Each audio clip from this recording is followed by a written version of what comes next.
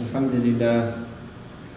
لله رب العالمين وأفضل الصلاة وأتم التسليم على سيدنا ومولانا محمد وعلى آله وصحبه وسلم أجمعين. سبحانك لا علم لنا إلا ما علمتنا إنك أنت العليم الحكيم ولا حول ولا قوة إلا بالله العلي العظيم. وأشهد أنه الله الذي لا إله إلا الله وحده لا شريك له إلها واحدا وربا شاهدا ونحن له مسلمون.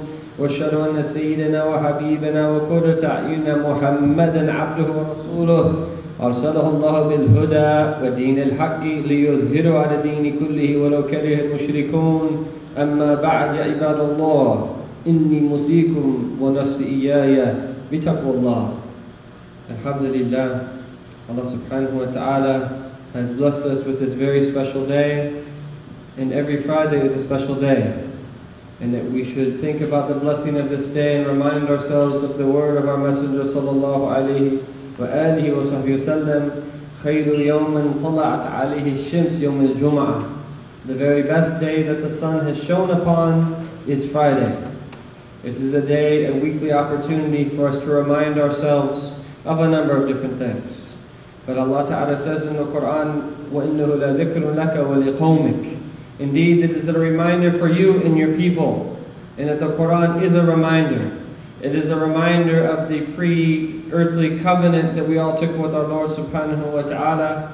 It is a reminder of the purpose of life as we exist here on the face of this earth, just as is a reminder of the eternal life to come, the real life. As Allah Ta'ala refers to it, Lahi al-Hayawan. Indeed, that the eternal abode, the everlasting afterlife, indeed this is the true life. This is the true life of all, because the nature of this world, that it is always perishing. Every single moment that it is moving from the present to the present to the past.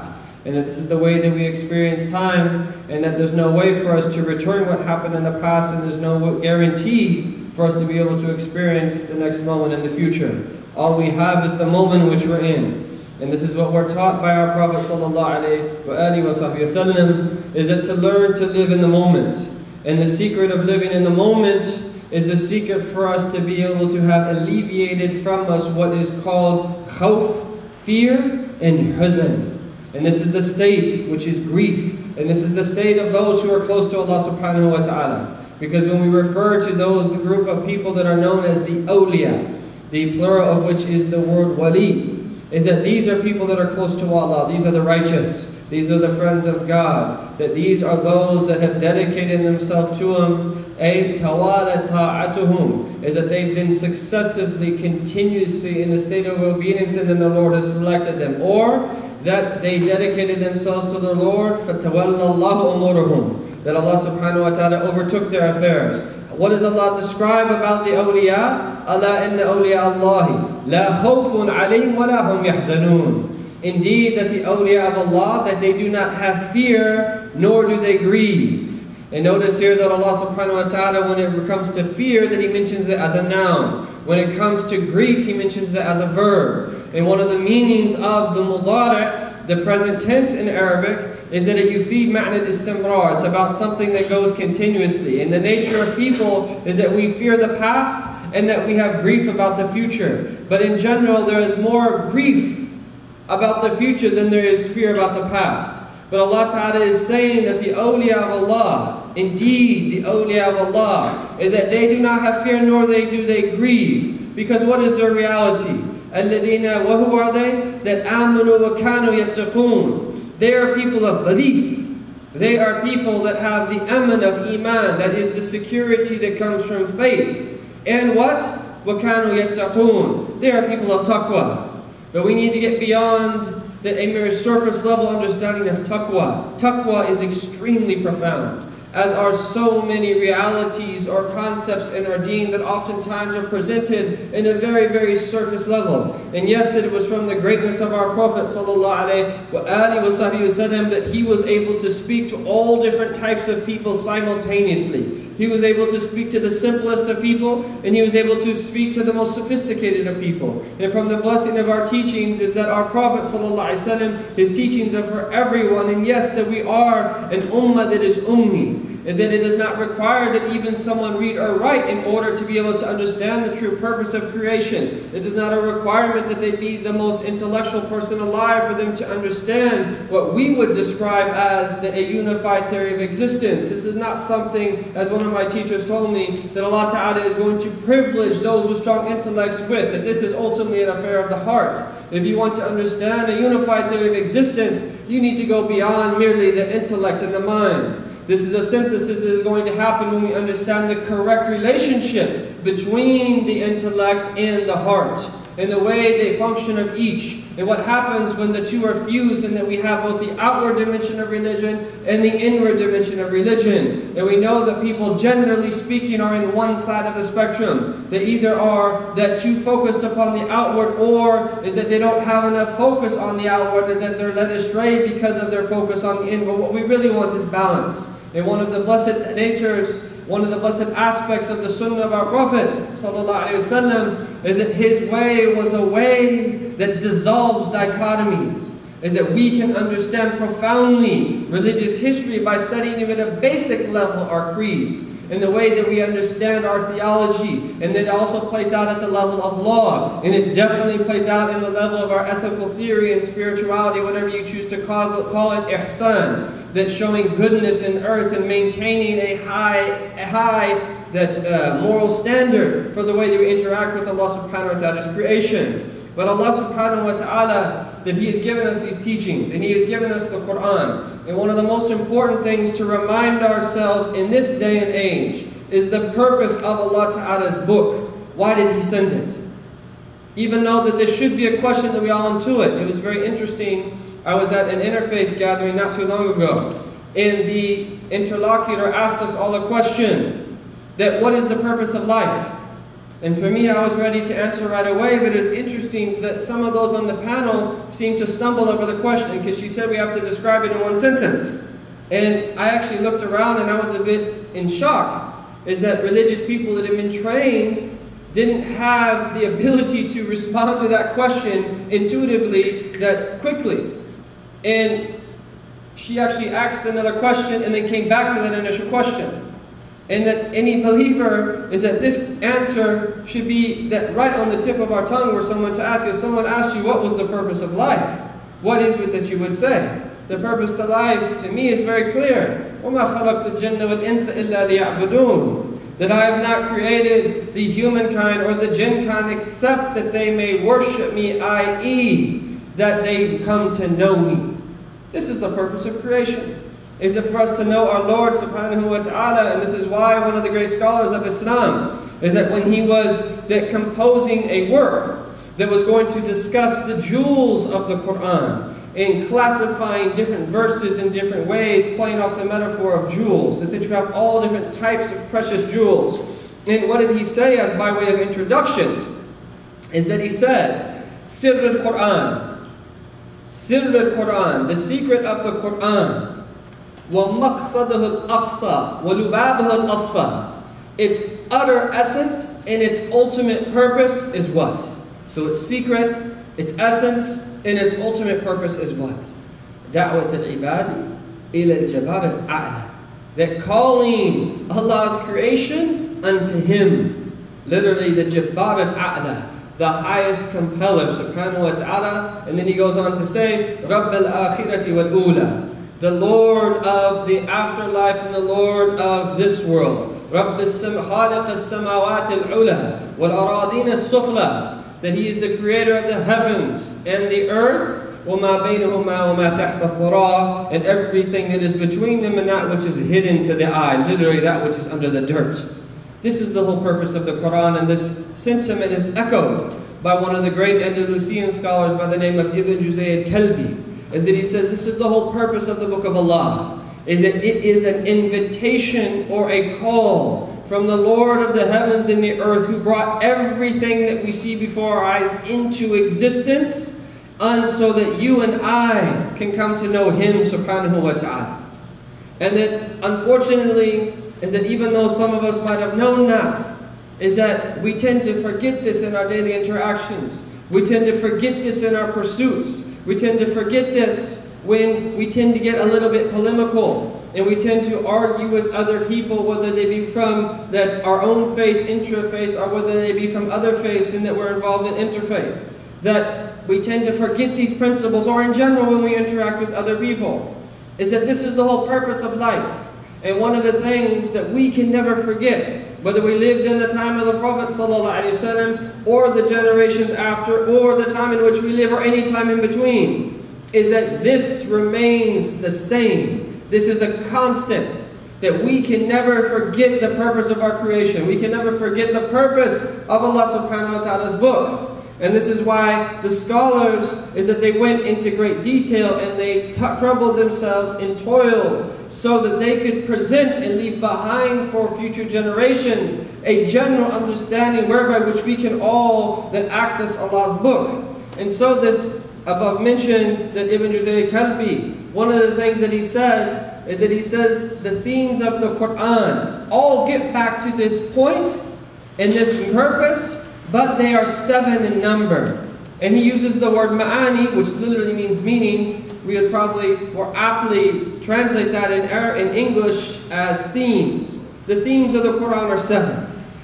And they are that Arububiyyah, lordship, An-Nubuwah, prophethood or prophecy, Al-Ma'ad, dealing with eschatology, literally the return, Al-Ahkam, that rulings, legal rulings, Al-Wa'd, which is promises, Al-Wa'id, which are threats, and then you have qisas, you have stories.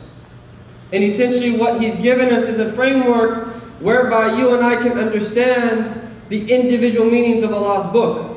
And that he's saying is that in one way or another, all of the individual verses are pointing to one of these 7 themes.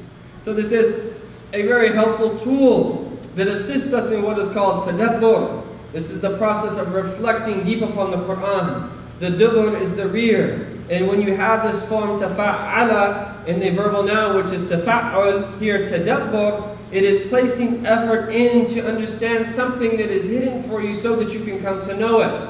And that this is the nature of the way that we look at Allah Ta'ala's creation. That reflection activates something that is fitri. It is a part of our natural disposition. And it allows that aspect of our soul that lies dormant come to the surface so that it is actualized within us and becomes a reality. And this happens through this process of reflection.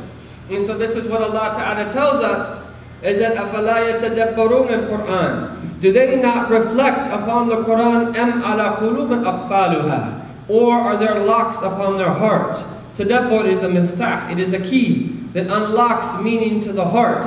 And you would be very surprised that how many meanings can come to your heart if you use your power of reflection. This is one of the powers and the faculties within the human being. But it's like anything else, that if you don't ever use it, it will not get strong. Just as that if you don't use your memory, it will never get strong. Just as if you don't exercise, that you will not be physically fit and physically strong. Likewise, the power of reflection. And that one of the things that you can do is train yourself. At first it will be difficult. That if you stop to think about something for a brief moment, or even a few minutes, that how many meanings could you withdraw from that? If you just took the verse of Allah, وَإِن تُعِدُّوا نِعْمَةَ اللَّهِ لَا تُحْصُوهَا, were you to enumerate the blessings of Allah, that you would never be able to do so. Take one of the blessings of Allah, a blessing like that of a tree. And I challenge you to sit down and reflect upon the tree for 3 minutes and think about how many blessings that come from the blessing of the tree.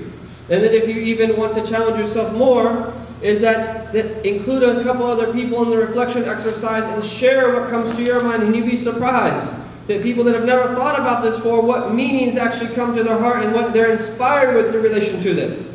Is that there are so many blessings that relate to the tree, is that you cannot enumerate them. There's obvious ones, like the way that trees provide oxygen for us, the way that they provide shade for us. But then there's other ones that actually get very deep. Were there not to be trees, what would happen to all the topsoil? Is that one little thing is the balance is upset, and then you find is that everything else is affected. There is a very interesting documentary. You can either watch the short clip or you can watch the whole thing. But it's all about when wolves were reintroduced into Yellowstone National Park. Some of you might have seen this. And it's an amazing story. Is that you removed one aspect of the ecosystem, where in this sense that we're referring to in the chain, is that you take one aspect of it out, in this case the wolf, and everything else is upset. And they noticed is that the riverbanks were eroding, and there was a number of reasons, and the whole purpose behind this was once they removed the wolves, is that many of the deer and the elk, as they started going closer to the river, and that because there were so many of them, is that there was overpopulation of deer and elk, and that they would eat up all of the greenery and the grass and all of the bushes that were near the rivers. And so what happened when it would rain is that then it would erode and wash away the bank of the river. And this kept happening and kept happening once they reintroduced wolves. What do wolves like to do? Well, they like to eat deer and elk. And so then all of a sudden the deer stopped coming close to the river. And then the foliage started to grow. And then this led to affecting, you had things like otters now be able to exist because that they could get wood in order to build their habitat. And then other animals came after this. And then there started to be bushes. And then the bears came down. One thing after another is that they found was affected merely by taking out one aspect of the food chain, in this sense, the wolf. This is the nature of Allah subhanahu wa ta'ala's creation, is that this is the way that it works. But we are taught to be able to understand our life in this way as well. Everything has a purpose in your life. Is that it's very important as we approach our academic studies, is that we also take care of the state of your heart. Don't think that your prayer is disassociated from your academic studies. On the contrary, there is a direct correlation between your state of heart in general, just as there's a direct correlation between whether you maintain a state of purity or not and your state. Is that our Prophet would not have said, sallallahu alayhi wa sallam, وَلَا يُحَافِظْ عَلَى الْوُضُوءِ إِلَّا مُؤْمِنٌ, and that only a believer will maintain their wudu, and if it wasn't important. Is that every dimension of the human being, from the spiritual, religious, to the psychological, mental, to the rational, intellectual, moving down to the physical and the emotional, and even then the social and environmental aspects of our health, all of them are interrelated. One goes with another, and they all are constantly, there's an interplay between them affecting one another. Every aspect of your life is important, and you have to put things in your proper place. And this is why that the sunnah of our Prophet ﷺ is comprehensive. But taking it back to the initial topic of discussion, is that there are 7 main themes of the Quran. The first is rububiyyah, lordship, understanding our Lord. Primarily, ithbat al-wujud, that establishing the existence of Allah. And the Quranic perspective is interesting because it assumes the existence of Allah. أَفِلَّهِ شَكٌّ فَاطِرِ السَّمَاوَاتِ وَالْأَرْضِ. Is there any doubt about Allah? Homo religiosus, that is, human beings, intuit the existence of God. And that this is the default position according to the Quran. It's the assumption is that God exists. أَفِلَّهِ شَكٌّ. Is there any doubt about Allah? He is the Fatir. He is the originator of the heavens and the earth. In other words, is that the very fact that we see existence intuitively, if we are using the rational dimension of the way we've been created, is that we know that this must have had an originator to bring it into creation, to bring it into existence, or it couldn't be here. So there are a number of verses that deal with ithbat al-wujud, the essence of Allah Ta'ala, the existence of Allah Ta'ala, and the theologians that talk about this, how does essence relate to existence, and so forth and so on. But then, that also under this category of rububiyyah, this theme of lordship, is that we have the traits of Allah and His attributes, the asma and the sifat.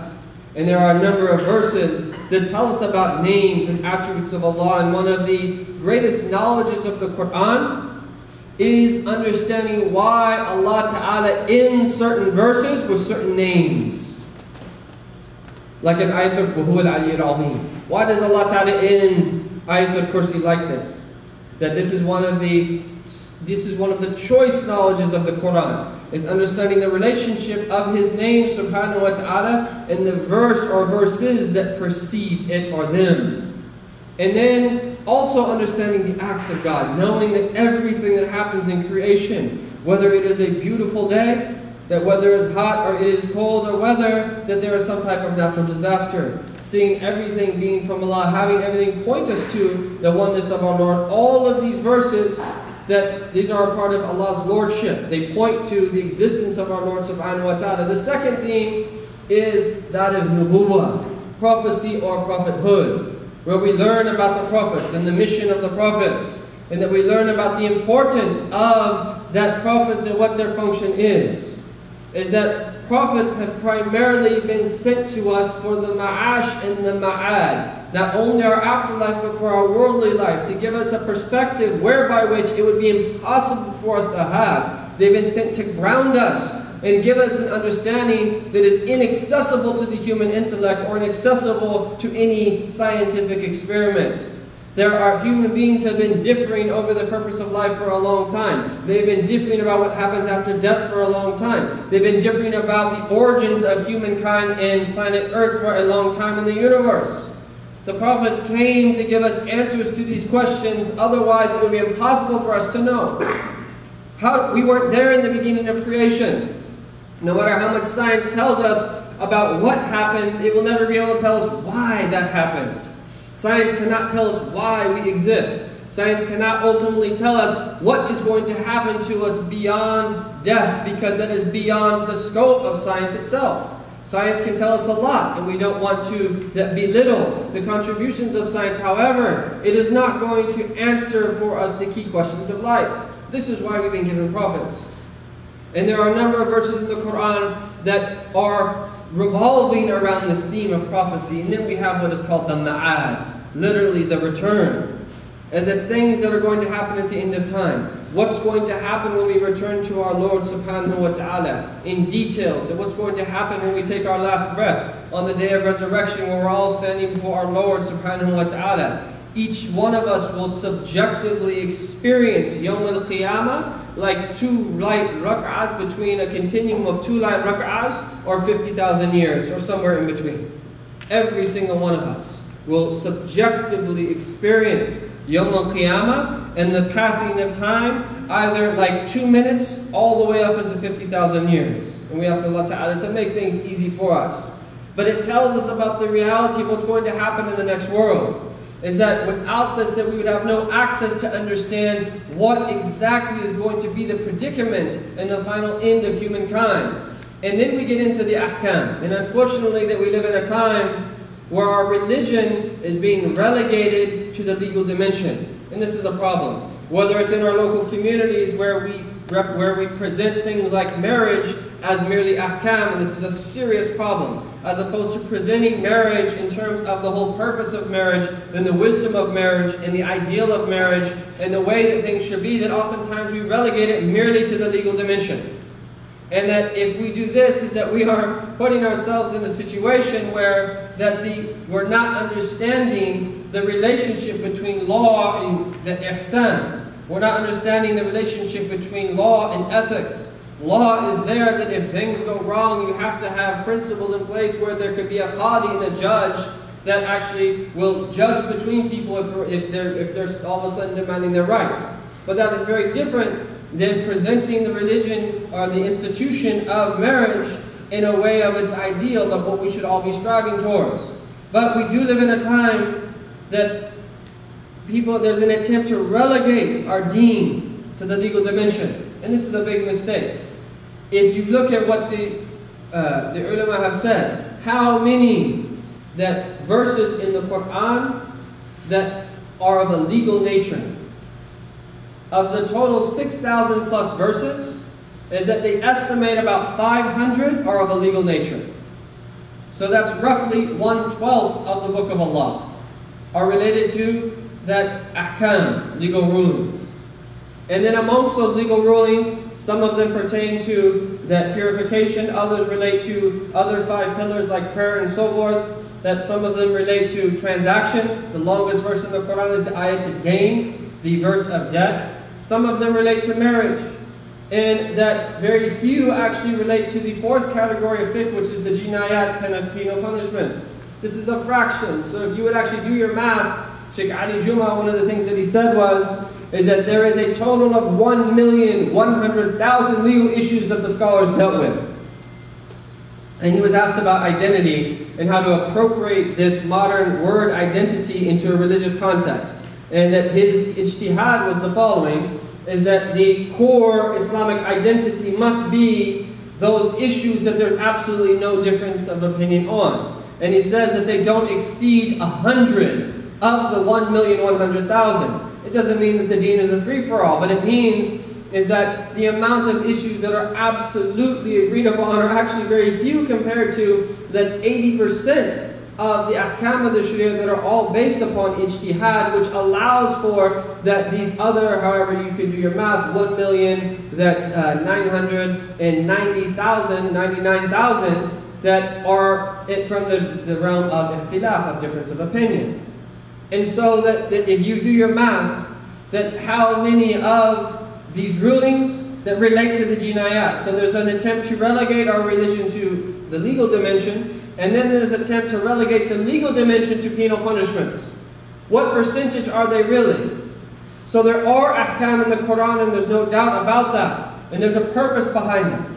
And this is one of the categories, but relatively speaking, there are many more verses that speak about character, that speak about that belief, than there are that speak about legal rulings. And then we have these other two themes of wa'd and wa'id, that the promises and the threats, is that by nature we need to be motivated as human beings. And we are motivated, generally speaking, by fear or hope, although the highest motivation of the human being is one of love and longing. And those are for the elect. But the place of fear has its place, and hope still has its place.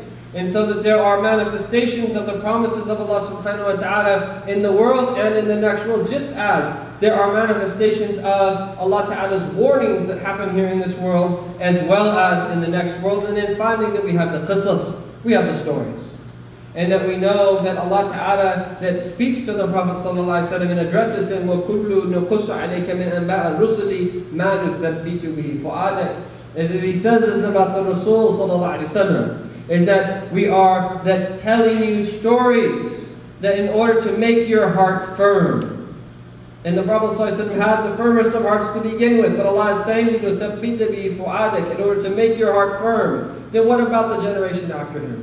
That if we look at sacred history, because the Quran is not a book of history, rather that it mentions certain historical events and is a part of what we would term sacred history, is that of all of the stories of humankind, that whether there was really, that the estimates say that there was 14 billion people who walked the face of this earth approximately or not, however many people lived from the first human being until now, is that of all of the events, that something that could be termed a historical event until now, is that the Quran chooses certain events amongst history and has made it that a mechanism for us to then learn from what has happened to the people that have become before us.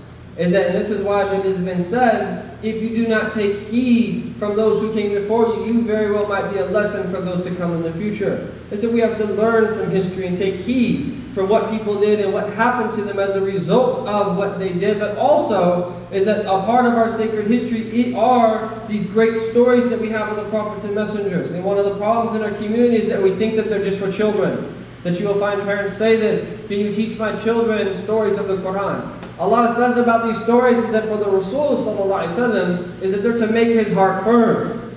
Then what about how much more you and I need of them? But what we need is in a creative way, grounded in knowledge, to be able to extrapolate meanings from these great stories and to bring them close to our lives, so that we can understand is that they were given for you and I in order to be able to live. Is that I hear a lot of these conversations, and many of you might be a part of them, that I'm not probably as much on Facebook as many of you are, or whatever it is that you're using, that these conversations of relevance.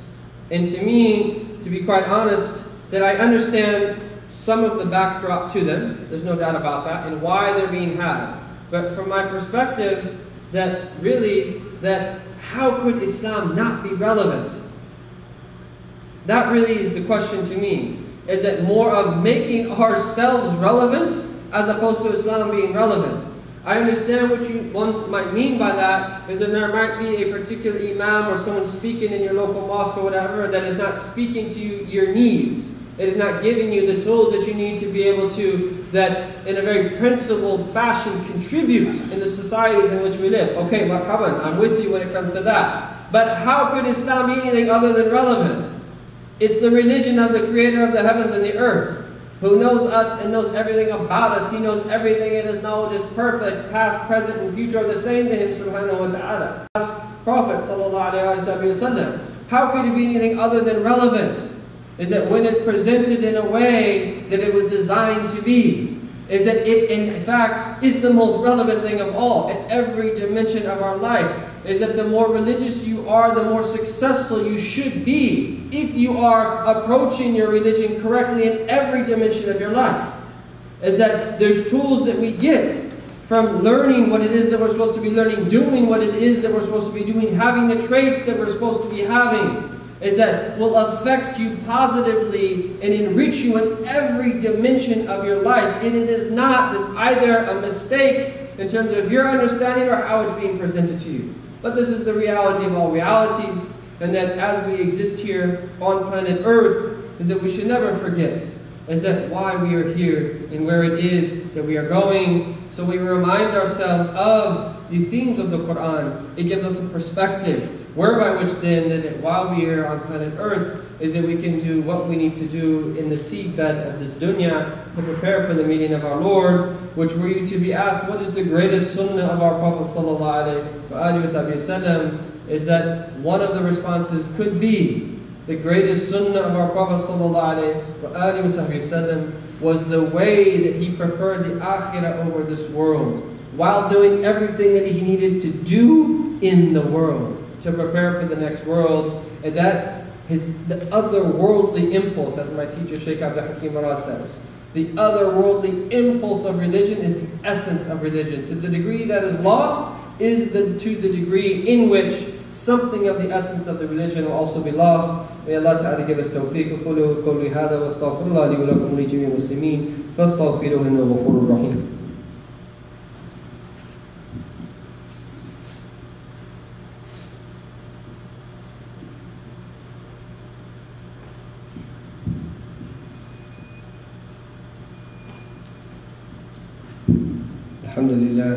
الحمد لله رب العالمين وصلى الله على سيدنا محمد أشرف الأنبياء والمرسلين وعلى آله الطيبين الطاهرين وصحابته الأكرمين وتابعين لهم بإحسان إلى يوم الدين وعلينا معهم فيهم برحمتك يا أرحم الراحمين. وأشهد أن لا إله إلا الله وأشهد أن محمدا عبده ورسوله. أما بعد يا عباد الله إني موصيكم ونفسي إياي بتقوى الله. Alhamdulillah, from the great blessings of our Lord subhanahu wa ta'ala is that He is the most merciful of the merciful. And we should always recollect that the mercy of our Lord subhanahu wa ta'ala. And if it were not to be for that mercy, there would be no existence. And this is one of the meanings of that my mercy has outstripped my wrath. And that Allah Ta'ala bringing this universe into existence is directly related to His great name, Ar-Rahman subhanahu wa ta'ala, the one who is universally merciful. Is that He is the most merciful of the merciful subhanahu wa ta'ala. And the way that this mercy was embodied by our Prophet sallallahu alaihi wasallam, that this is at the very heart of the essence of our deen. It's at the very heart, it is a part of the essence of our deen. And it is for you and I to be, as we benefit from this mercy, is that and we are receptacles of this mercy that we also need to give back by way of mercy. In the metaphor that we previously mentioned of the tree, one of the things that the tree does is that the tree receives the rain. That very rarely do you find trees that absorb, they might absorb a bit of moisture from their leaves, but it's the rain that comes down, which is a metaphor for mercy. And then it seeps into the roots, and then as a result, then the tree gives back. And it helps out in so many different ways from the way that it gives back. And this is the nature of the believer. Is that the more humility that we have, that the lower that we go, is that the more mercy that we receive and the more that we'll be able to give back. Is that this is what the very first hadith that we take, that when we study hadith with scholars, is the hadith al-musalsal bil-rahmah.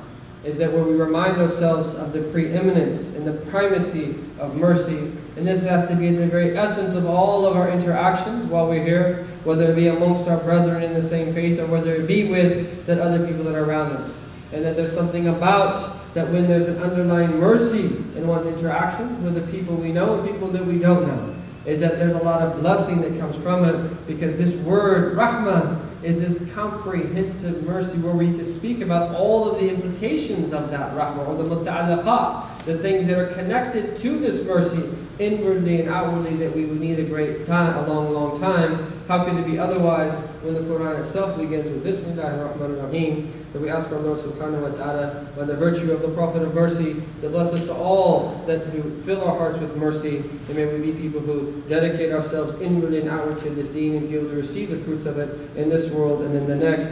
إن الله وملائكته يصلون على النبي يا أيها الذين آمنوا صلوا عليه وسلموا تسليما اللهم صل وسلم على سيدنا محمد وعلى آل سيدنا محمد كما صليت على سيدنا إبراهيم وعلى آل سيدنا إبراهيم وبارك على سيدنا محمد وعلى آل سيدنا محمد كما باركت على سيدنا إبراهيم وعلى آل سيدنا إبراهيم في العالمين إنك حميد مجيد. ورضي الله تعالى عن سادة الخلفاء الراشدين أبي بكر وعمر وعثمان وعلي وعلى جميع سادة الصحابة الكرام وعلى جميع أهل بيت رسول الله المطهرين من الأرجاس وعلينا معهم فيهم برحمتك يا أرحم الراحمين. اللهم اغفر للمؤمنين والمؤمنات المسلمين والمسلمات الأحياء منهم والأموات يا أول الأولين يا آخر الآخرين يا ذا القوة المتين ويا راحم المساكين ويا أرحم الراحمين. أنجز لنا رحمة من عندك نسعد بها في الدنيا والآخرة. اللهم إنا نسألك زيادة في الدين وبركة في الأمر وصحة في الجسد وسعة في الرزق وتوبة قبل الموت وشهادة عند الموت ومغفرة بعد الموت وعفو عن الحساب وأمانة من العذاب ونصيب من الجنة